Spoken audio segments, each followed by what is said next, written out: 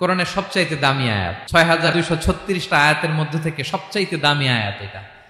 আযম আয়া ফিল কোরআনিল কারীম, আল্লাহর কোরআনের সবচাইতে দামি আয়াত, the greatest verse in the Quran. Ubai Ibne Kab রাদিয়াল্লাহু তাআলা আনহুকে বিষ্ণু সাল্লাল্লাহু আলাইহি ওয়াসাল্লাম জিজ্ঞেস করলেন, উবাই বলো তো কোরআনের কোন আয়াতটা সবচেয়ে সেরা?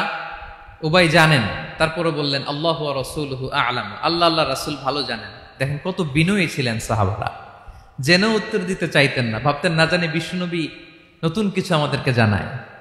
বিশ্বনবী আবার বললেন, তুমি কি জানো কোরআনের সবচেয়ে শ্রেষ্ঠ আয়াত কোনটা?